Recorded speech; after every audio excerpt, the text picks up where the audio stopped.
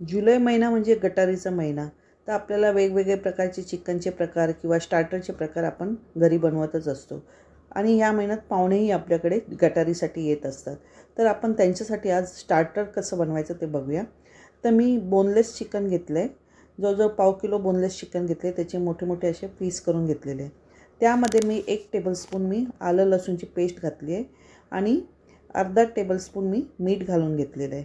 आणि बारीक चिरलेली 2 मिरच्या मी त्याच्यात टाकून घेतलेल्या आहेत. आणि काळी मिरी पावडर, ब्लॅक पेपर म्हणतात त्याला, ते 1 टीस्पून घालून घेतलं आहे. गरम मसाला 1 टीस्पून घालून घेतला आहे. आणि आता आपण त्याच्यामध्येच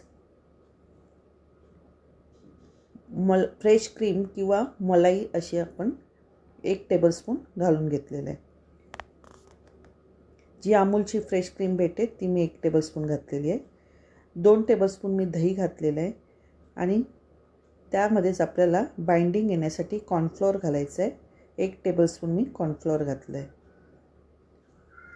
आणि बारीक चिरलेली कोथिंबीर घातली आहे. आणि जर तुमच्याकडे कॉर्नफ्लोअर नसेल तर तुम्ही 1 टेबलस्पून मैदा घालू शकता. पण कॉर्नफ्लोअर घातलं तर त्याला कुरकुरीतपणा येतो. आणि 1 टेबलस्पून मी तूप घालून घेतले आणि सर्व साहित्य आता मिक्स करून घेत आहे. याप्रमाणे आपलं सर्व साहित्य मिक्स करून घ्यायचं आहे.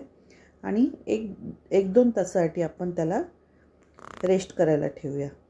तुमच्याकडे वेळ असेल तर 2 तास ठेवा, नाहीतर 1 तास ठेवलं तरी इनफ आहे.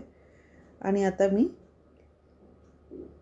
ते 1-2 तासांनी मी ते बघते आहे. याप्रमाणे आपलं मॅरिनेट झालेलं आहे. आता आपण हे तुकडे स्टिकला लावून घेणार आहोत आणि एअर फ्रायरमध्ये आपण ते फ्राय करून घेणार आहोत.